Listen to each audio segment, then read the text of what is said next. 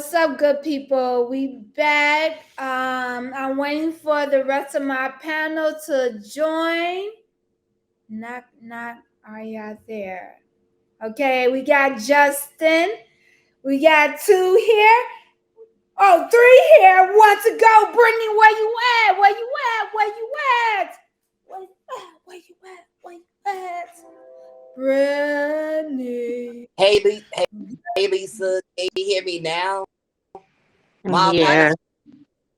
Oh, we got Brittany. Okay, we all back. Okay. Yeah. So TJ, let us what we talking about next? Absolutely. My apologies to you, Lisa, for if you're having a hard time hearing me. I was able to play around with the settings. I hope that will work.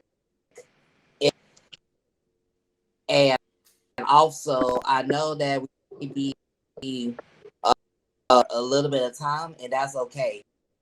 If you'd like to stay long, do so. We will still keep it within the same, but we may end at like 4:45. No, be a setup 4:30. If that's okay with you all. Okay, And we let's get it. Let's yep, get it. let's go. So with number 2 then. How Black disabled people viewed as villains, antichrist, and in between. It goes back to the question that Fire posed at the beginning, exploring how we are viewed as good, actually based on what we believe in the context of American history and culture. We usually use as like the guide to, I guess, judge or view people with disabilities. So, I have a question to you all for the panelists. And it's going to be 2 questions. When we talk about our Black heroes like Chadwick Boseman, Jackie Robinson, and all that, Stevie Wonder Rudolph, Magic Johnson, no pun intended, we as the Black community often leave out the disability of their identity and their accomplishments. In you all's opinion, why do you think the Black community erases disability history and culture? And how can we, as Black artists and activists, fight to include disability in all parts of history, even in how we create our superhero stories? Okay. So I guess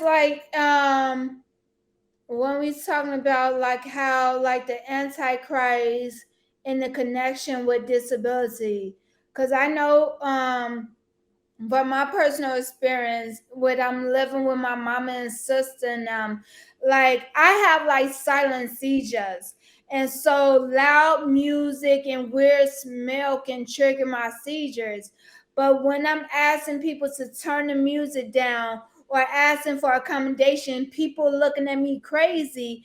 When I'm trying to talk to people all calm and cool, nobody heard me. But when I start raising hell and calling people out their name, like, oh, you hear me now, and I'm like the bad person, I'm the villain now. Because like it just baffles me how like people feel entitled to your needs and able to control you what's good for you and to say, but when you doing something that can cause me to have a seizure and can jeopardize my life, and you're not trying to talk to me and look at me crazy, that's a problem. And And I just, and like someone said before, like how it was you, Justin, with how like we are even seen as this godlike figure and capable of this inspiration, or like this devil, like we can't do nothing, that we incapable, or like society just pushes to the wayside like we nothing. Like that stuff is like hurtful, and to carry that pain like you are a burden to everyone else is bad. And that was some of the talks that I heard Chadwick Boseman saying, that his mother said, don't make other people feel like you're a burden to them. That's why he kind of kept that quiet. Yeah, I could definitely, see why Chadwick Boseman decided not to come forward with his cancer. Pretty much, he had very close to death. To understand, he still wanted to show people that, you know, you can still be whoever you want to be. I feel that the problem is that a lot of history, even a lot going on with Black culture with disability, slavery, for instance, the sins of slavery that our ancestors became disabled, whether it's through the PTSD and mental traumas. And then I think you mentioned, Fire, even after we were free and the amendments in 1865, some of us was free. We were still being exploited and manipulated. And in the case of Blind Tall Wiggins, for white people only, not for themselves, and being exploited because of their, and also their disability. I think of even now, we always hear about the good that our Black heroes are doing. Yet, just like in cartoons and superhero stories, we don't hear about their backstory about the disability, or how their disability even influences their celebrity stories, the good about the world. Walter Payton, for instance, one of my favorite running backs of all time, one of the great and humanitarians, period. So his biography came out. Now there was a period between when he retired until 1999, when he told the world that he liver cancer. He was going through a lot of depression, to the point where he backed out of he was pretty much sleeping around and not being around at home as much, other than things. We don't really talk about how industries that make us great is also disabling us. So when I talk about, we talk about Walter Payton, for instance, and let's talk about how the NFL and other sports leagues take care of players after they retire, or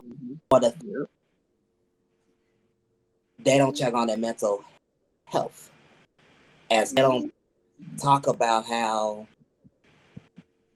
Walter Payton was using laughing gas to ease the pain. So let's talk about chronic our community and our industry.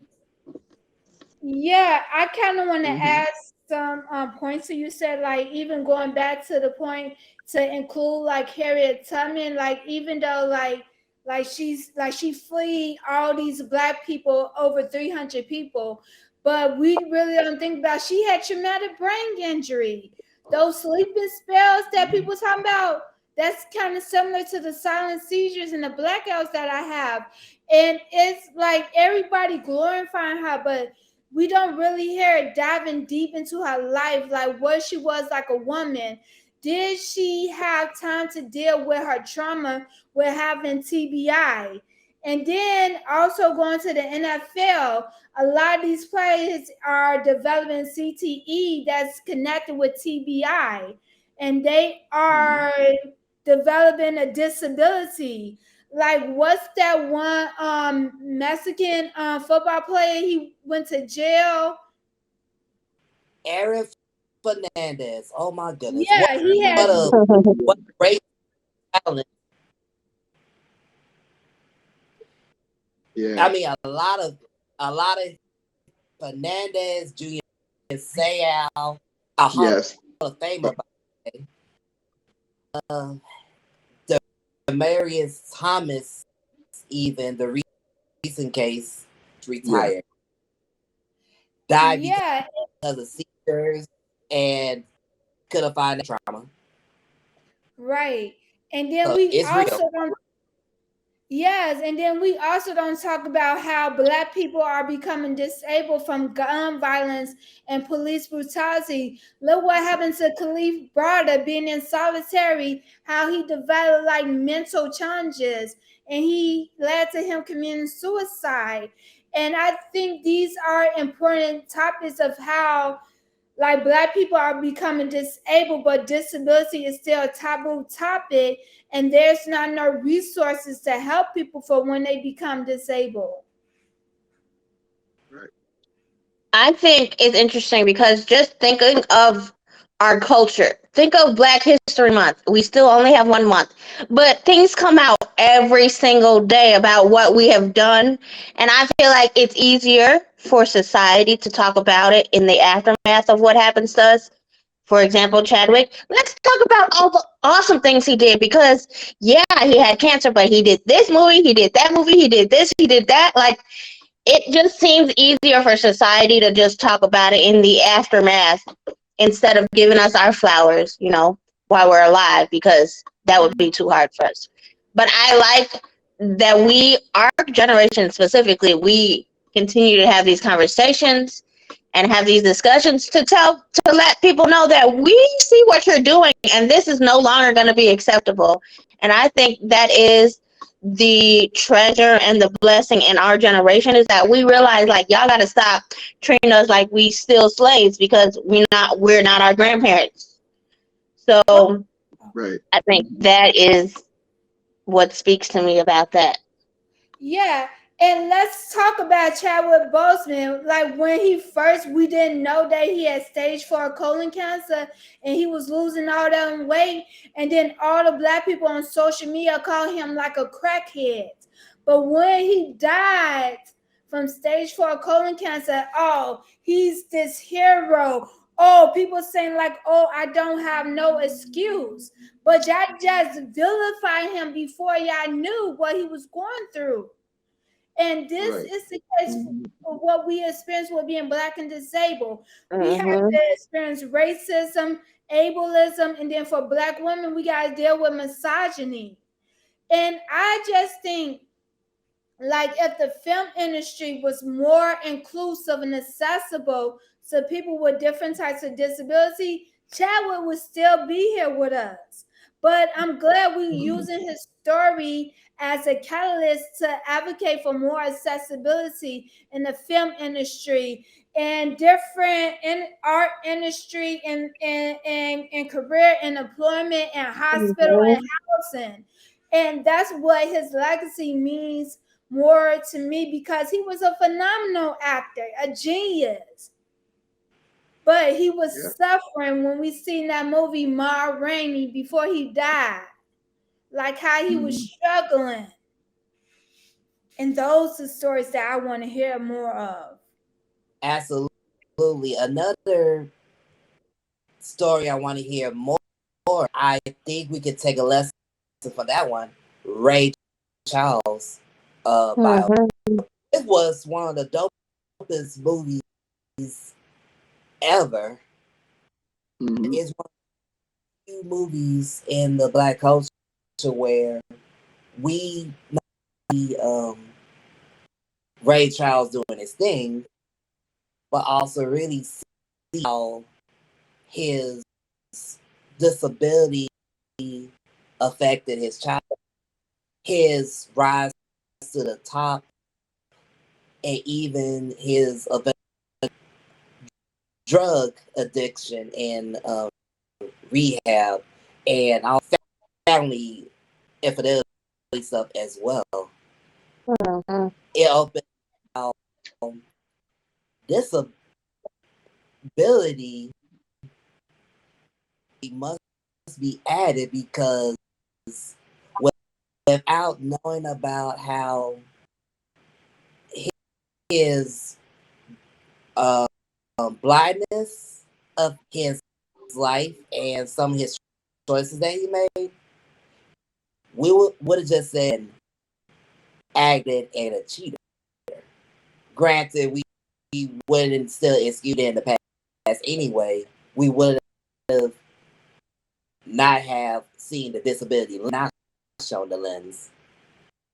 So I think as Black and activists,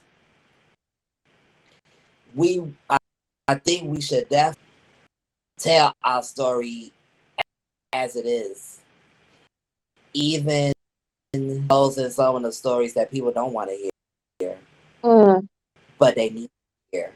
And you know, mine's with my battle in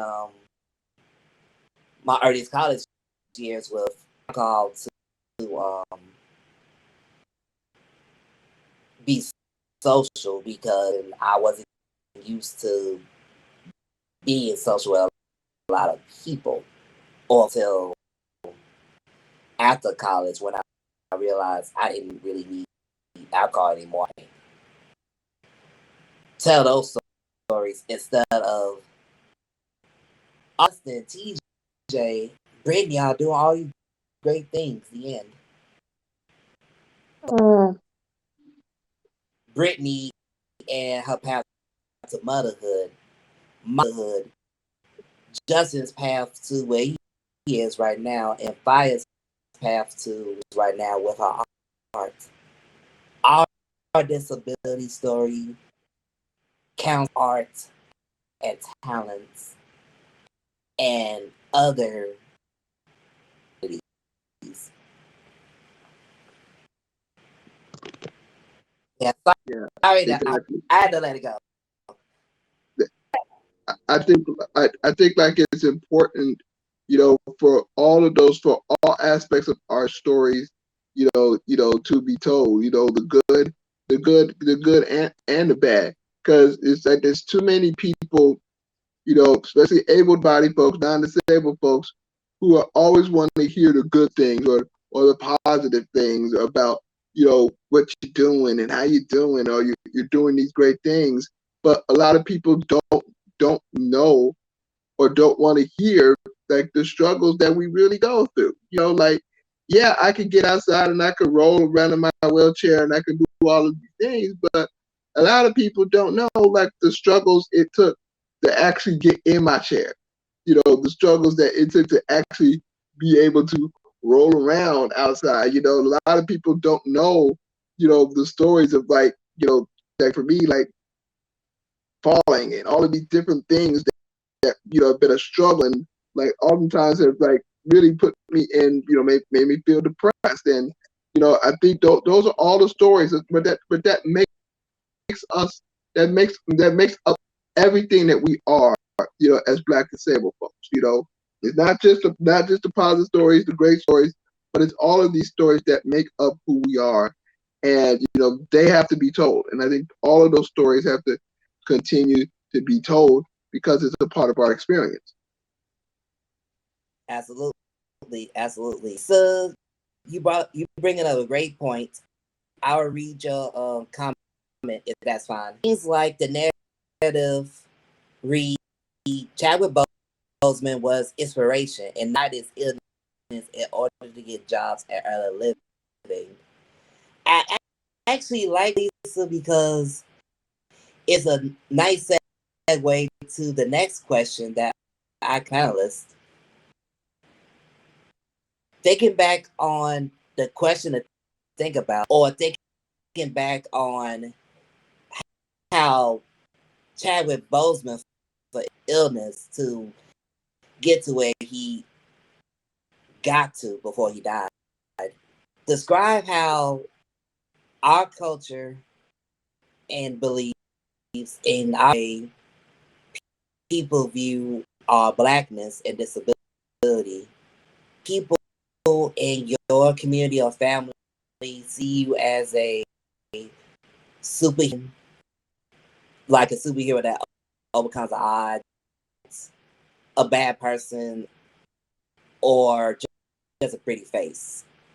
And how do you come back to stereotypes?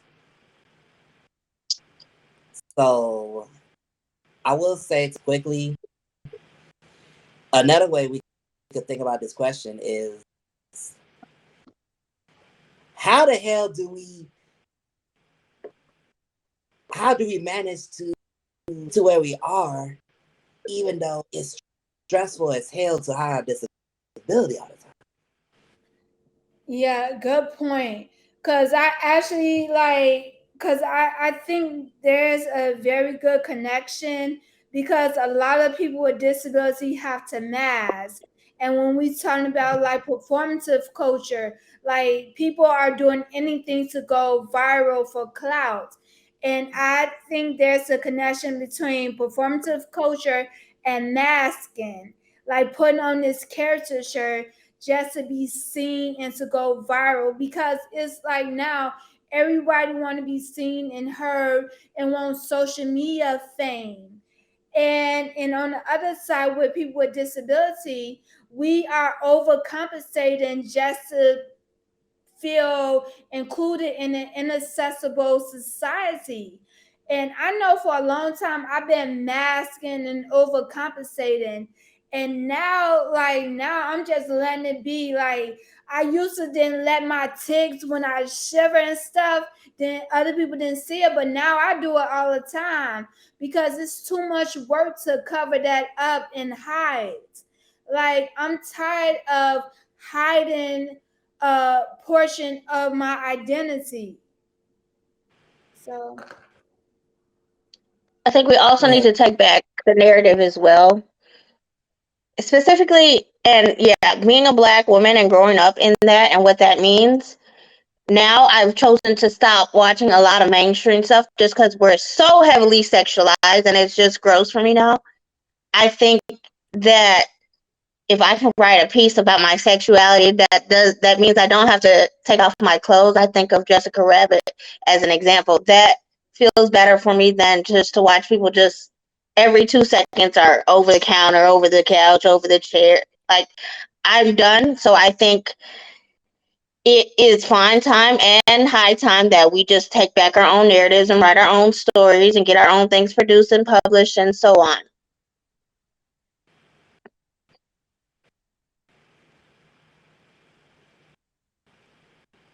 I agree. I agree with you, Brittany. It's about time that we take back our own narratives.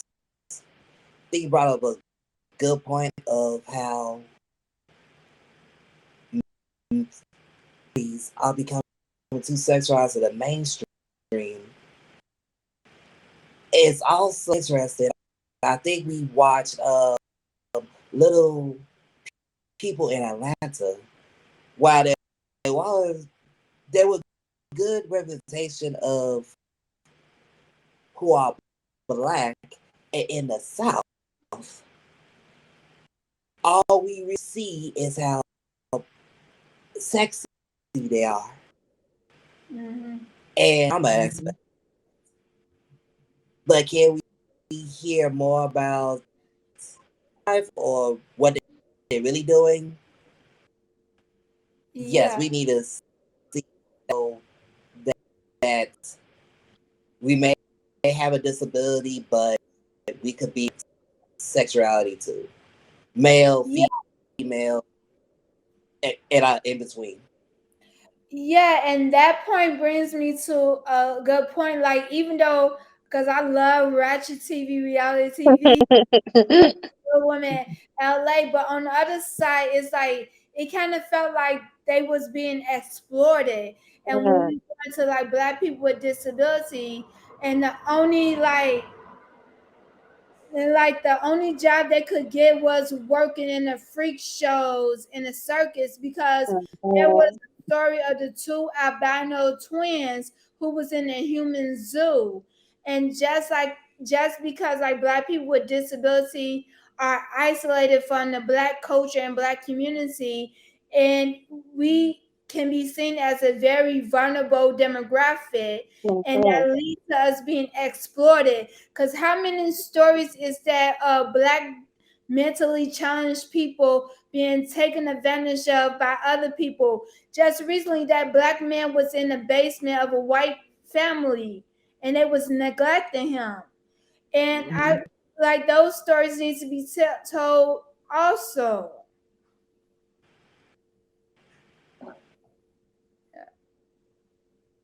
Yeah. To answer the question about how me personally, gosh, this is like mixed feelings on that question personally. And let's say the black community, for the most part, for people with autism in that community to be some and such. I get that a lot all the time, to the point where it's hailed as a success story, even though I feel personally doing what I'm doing as a human being. I don't see myself someone special. But then on the same, there has been people in the black community who vilified me as an autistic person. Like they still, people are still at. I produce a son. I'm also a son and my goddaughter as well. They are amazed and have a drink every now and then. And be like, Teacher, what? Come on, I'm a grown person. Ooh, let's not get to sexuality and disability, TJ. As a black Oh, female, oh my! oh baby, let's not. Let's say that that's a different topic. They were talking.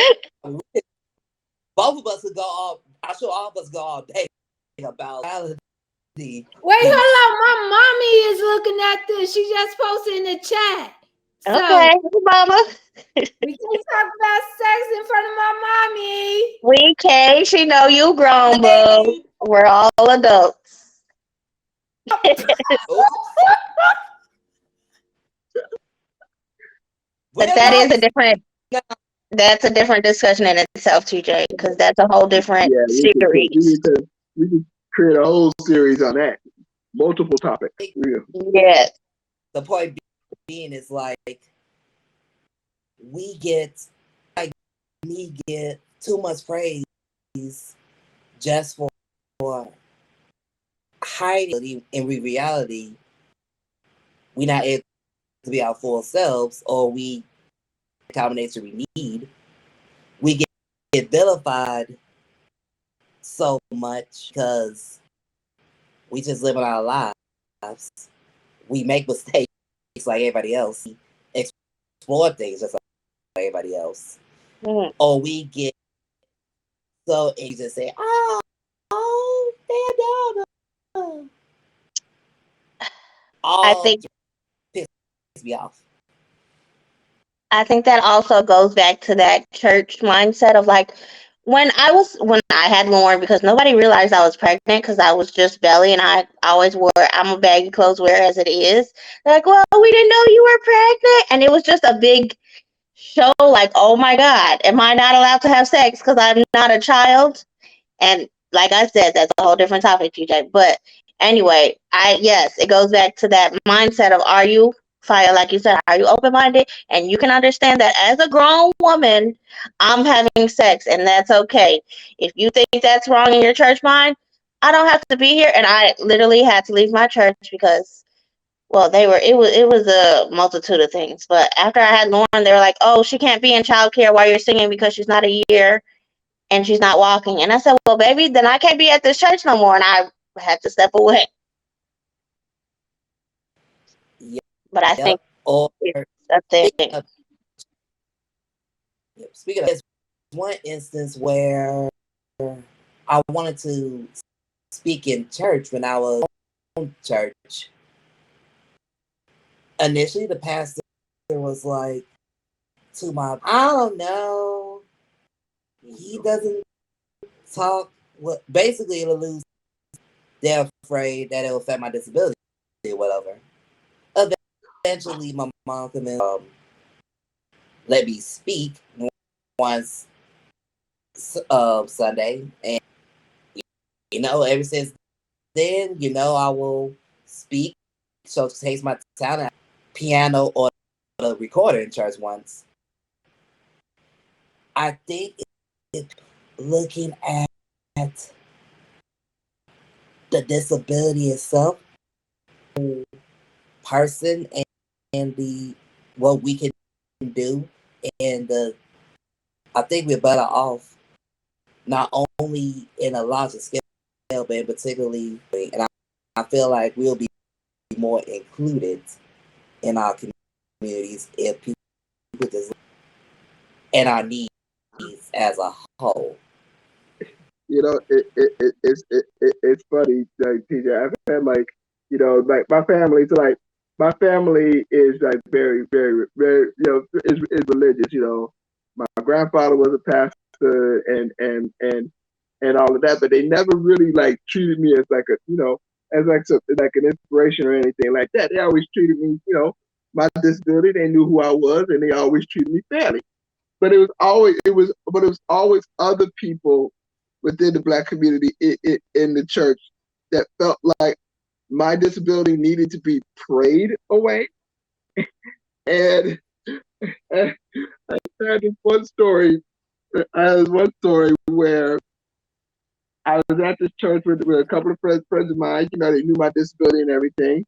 It was like a New Year's Eve, service, whatever.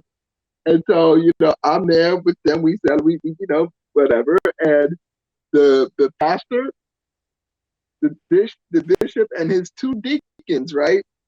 They wanted to pray, and so they immediately kind of came in my direction, and I kid you not, I kid you not, I was surrounded by like four dudes, basically like wanting to put oil on me and wanted to pray my disability away.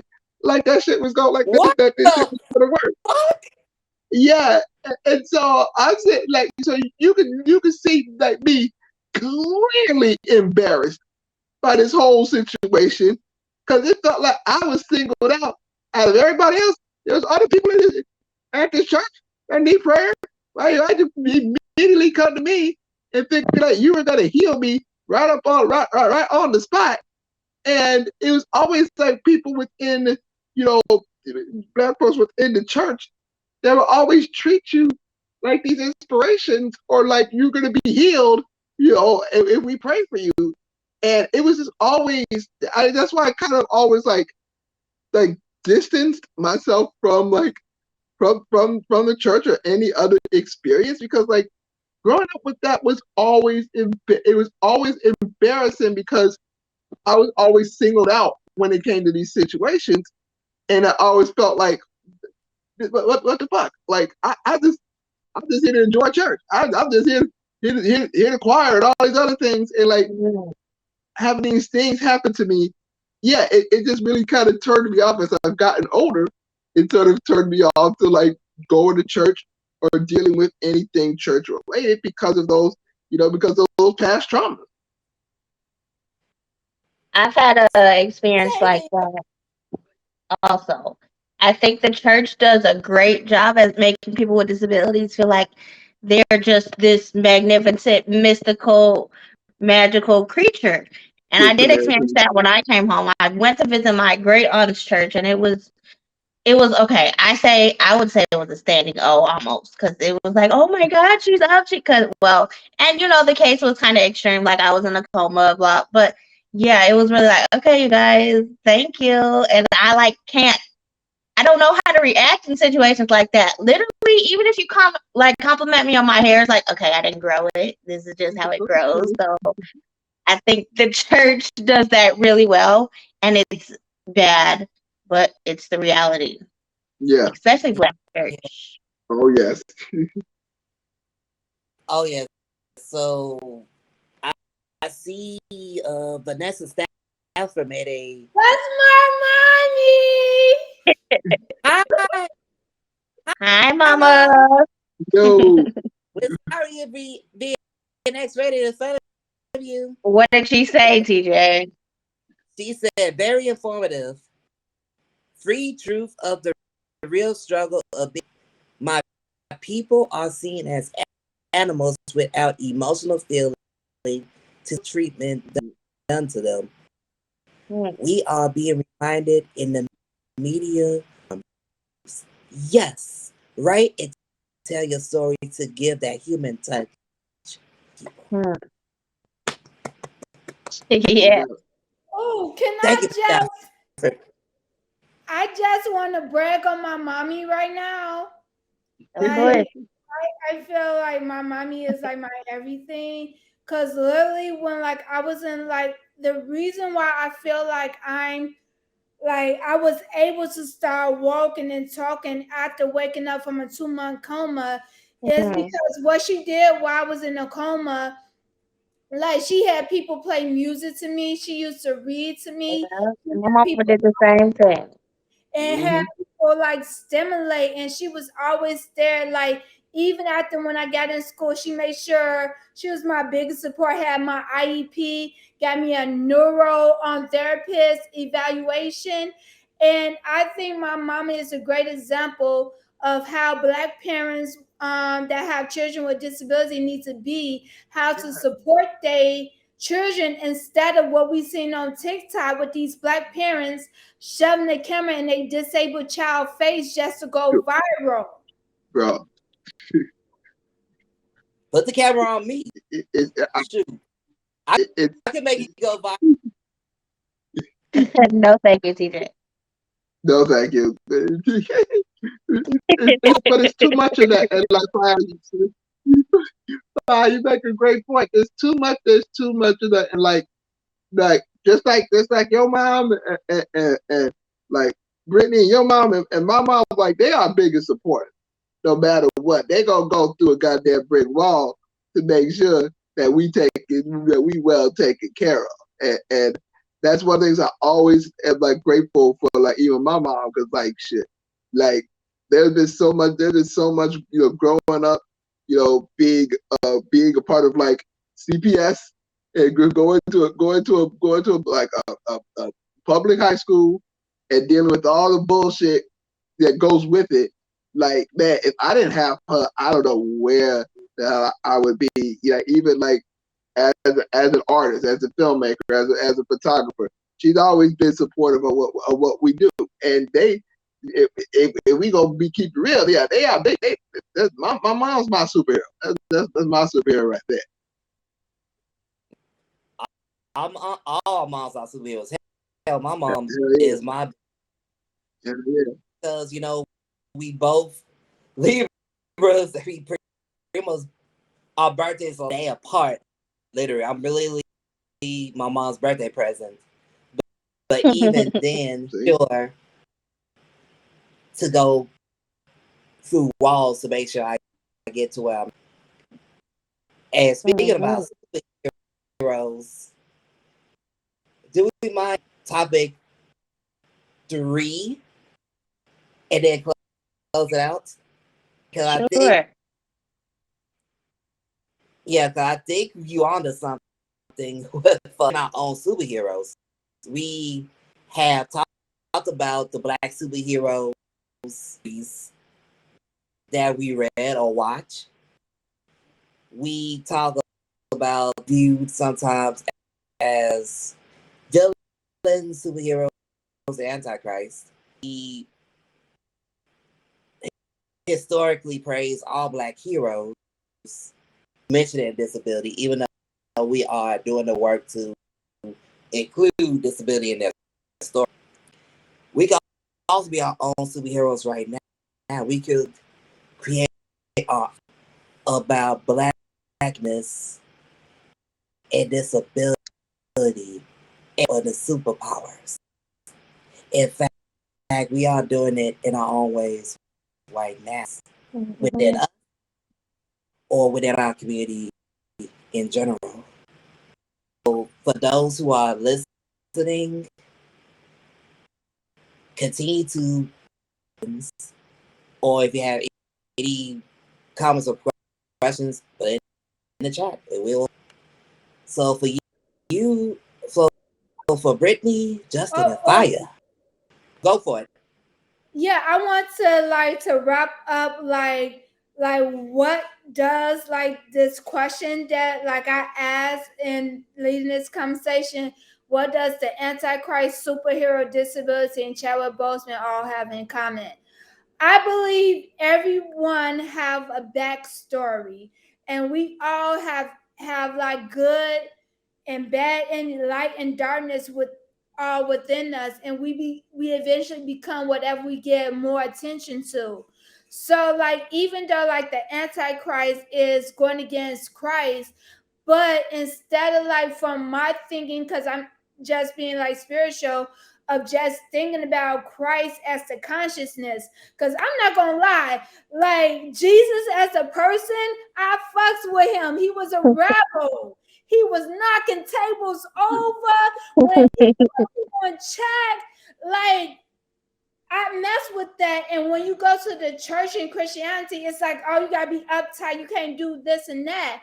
But Jesus, as a person, he was real and authentic. He didn't play no games. And when I think about Christianity now, is it really going by that Christ consciousness of how we treat people, we just accept people as they are, and we don't degrade them because they don't meet our standards? Why not talk about religion? But I feel I'm actually a universalist now, so my beliefs is more so in God still, in Jesus, and all the there. I'm also worried about the social justice now and what can happen. God calls me to go to purgatory, heaven, wherever I feel that in a maybe we lost what religion is supposed to be. It's supposed to be no thing that we go to for comfort. We guide, but we have to seek out our own answers. It had to be a rule or a ritual all the time, but rather where he used the teachings and the rituals as a guide, not telling people what to do. That's how. That's why when I'm practicing now, whether it's Christianity or when I dabble into the Quran, Eastern and African philosophies, my learn about the areas, incorporating those things into my personal life as well as my, and then also encouraging others to start exploring what they believe in and then incorporate it to their lives. I think that's a big topic that could be separate. Say, Yeah, part two. I want to say also that what you said, Fire, is a thing because I'm part of the church I'm a part of now is very much in the belief that Jesus is the way. So we should be, living that Jesus life, like you said, Fire. We need to be out here getting absurd and upset about things that are not Christ-like, and we need to be Yeah, helping people. And that's the most basic element that we need in a church. It's not about the building. It's not about how you dress. You can come in shorts, and they really don't care. It's about right. what you're doing to help people and help yourself for the greater E- good. Exactly. And at the end of the day, that's really all it's about. I think this kind of was a thing that kind of turned me off to the church as I got older, and really learning more about, in college, getting to learn more about theology and really learning more about the teachings of Jesus and like what he stood for. And so, like, once I got out of that mindset of just like, okay, yeah, this guy, like fine, he said, this guy's bad dude, and his teachings should all be followed because hey, he was helping people. He was out here helping people. He was out here kicking ass.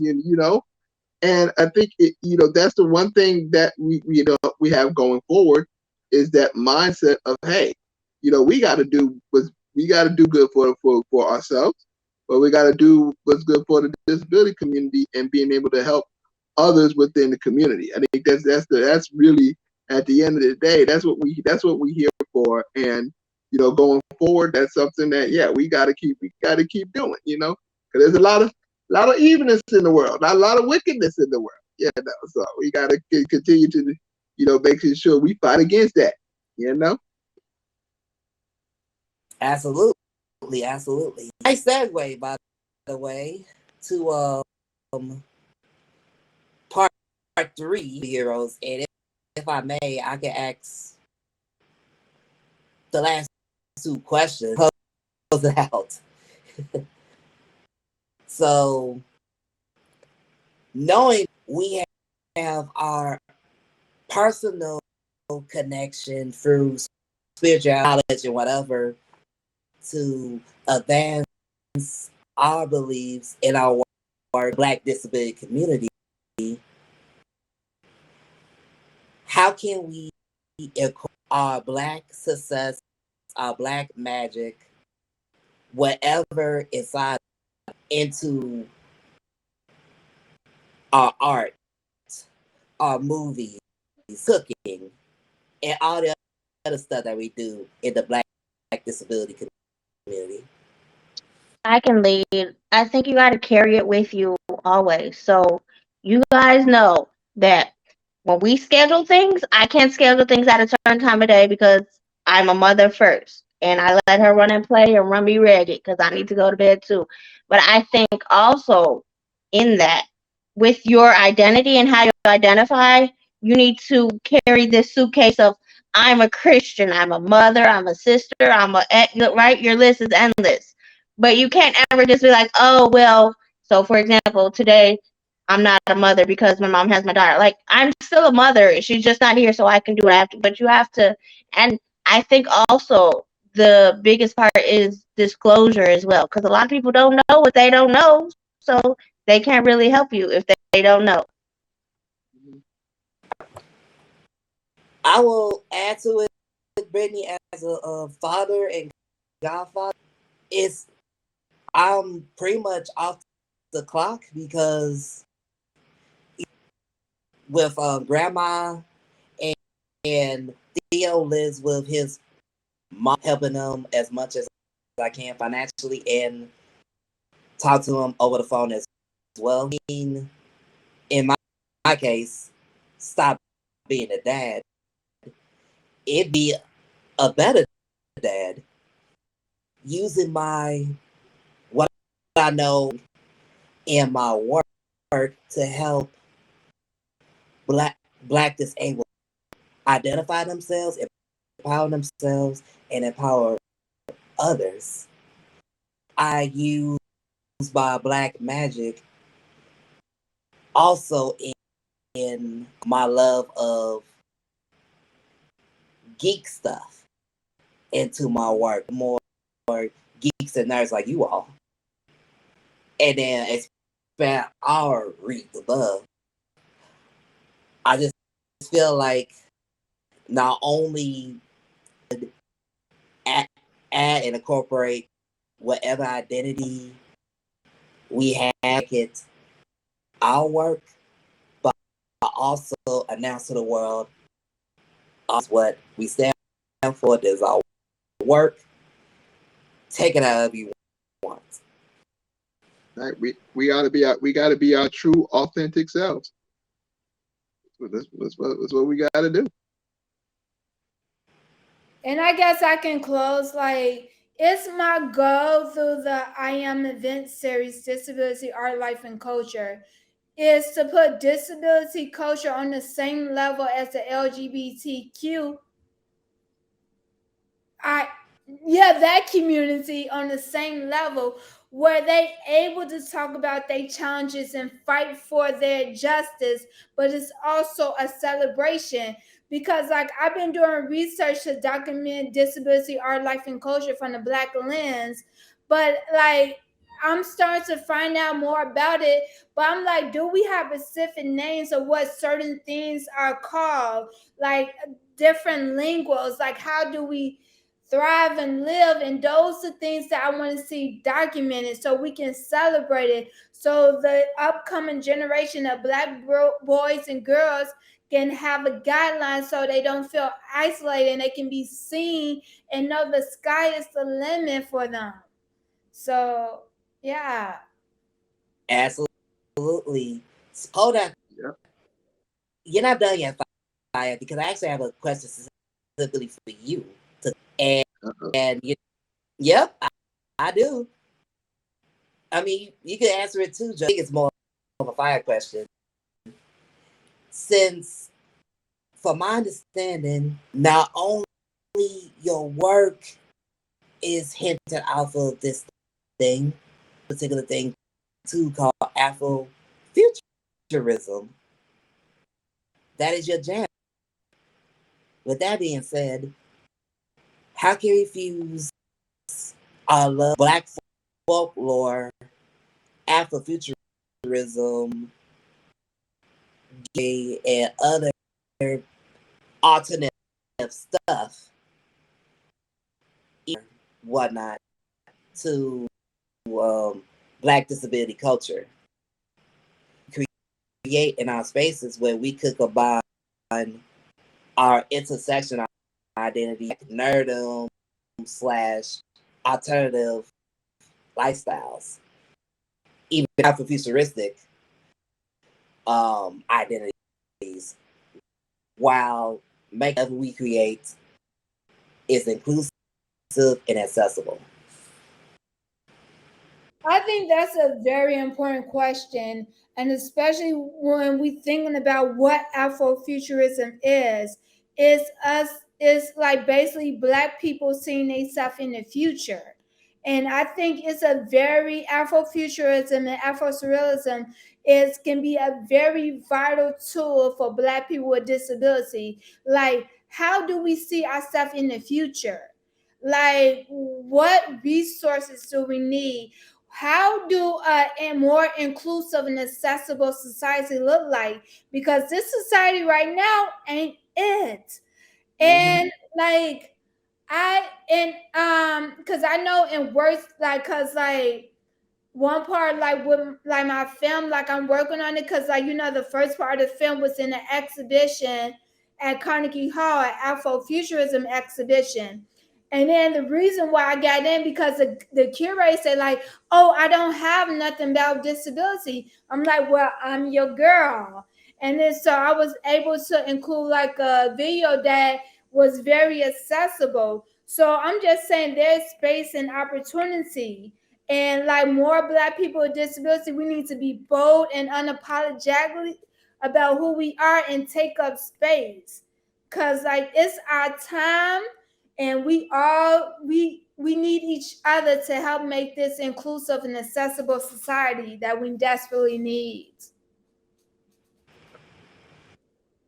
Oh yes, I agree. Also, similar to what you mentioned, Fire, the Afrofuturism, not just being all science. I like that aspect too. That's why, honestly, Wakanda is a huge draw. We have been creating Wakandas, and we are trying to create Wakandas right now, where the techie world and our vision are the aspects that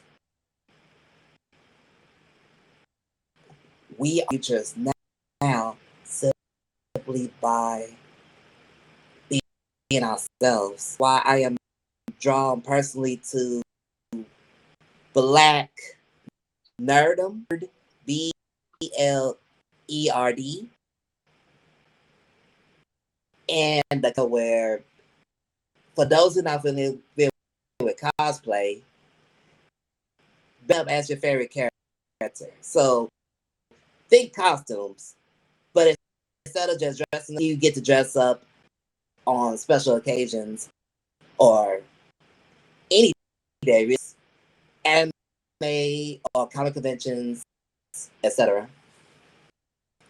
My case, black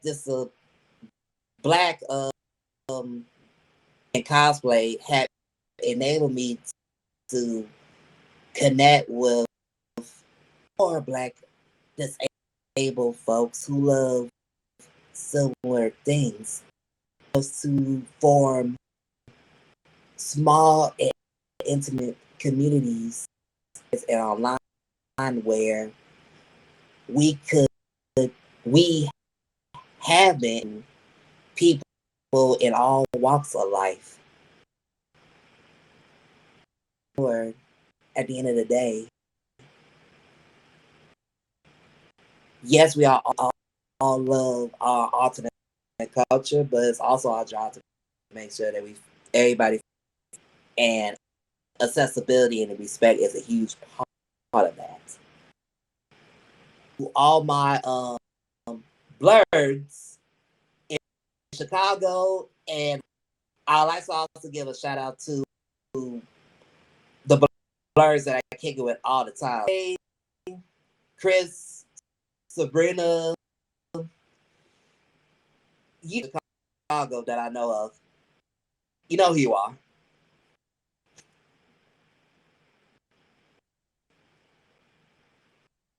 Brittany or Justin? One last question. Do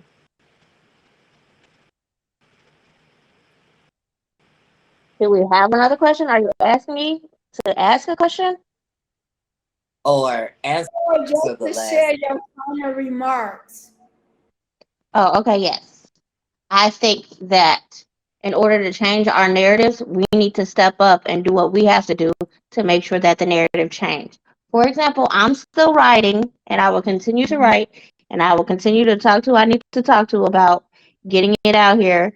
Much like, and we didn't talk about this, but I was fortunate enough to see Code of the Freaks last weekend, and that was a lot in it as well. So I think we have to begin to do things for ourselves by ourselves. As we do in the activism community, we need to do within each and every realm of our life. And so I think that's kind of where our future is, in that of like just taking over. We need to take over the mainstream and put more of our stories there. Yeah. Yeah, I agree. I agree with that. It's like, yeah, we got to really be the ones out there in the forefront. As I said earlier, we got to be our most authentic selves, because that's who we really are. And if we gonna make make noise in these industries, in the film industry, myself in the art industry, we got a voice.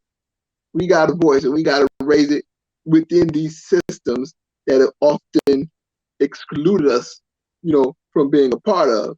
And so from on my end, I'm like, listen, I got a voice in these art sectors, in these art communities that oftentimes have pushed me away.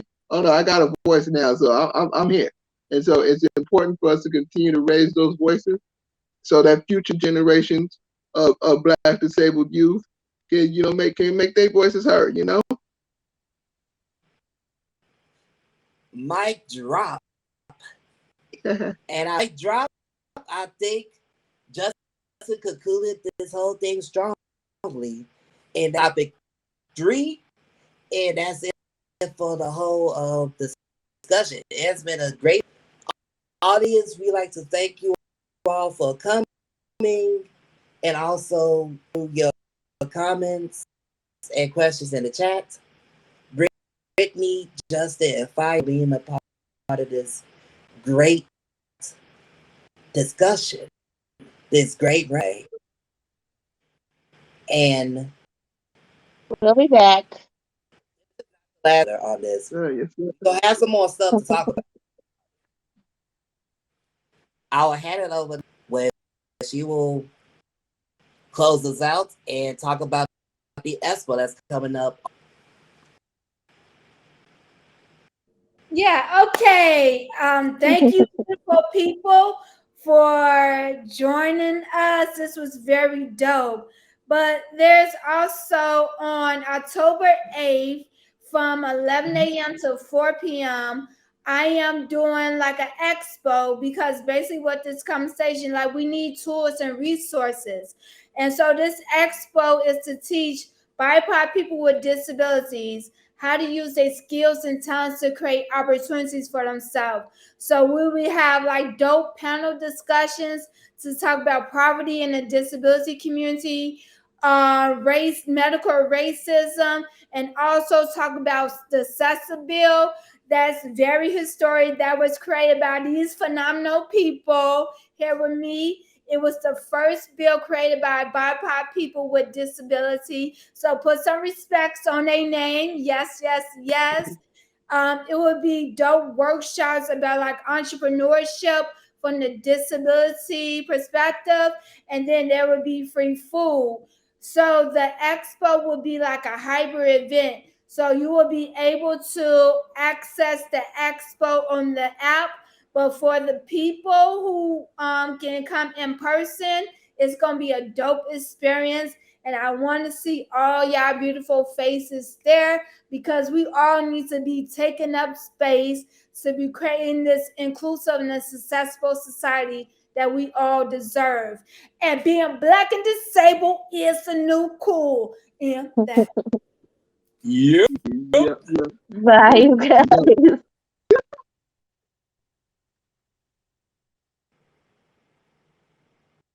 And Well, with as that, they said, that's all, folks.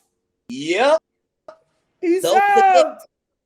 Yeah. Peace out. Don't forget Expo 11 to 4. Whether it's in person or if you want to join on come through.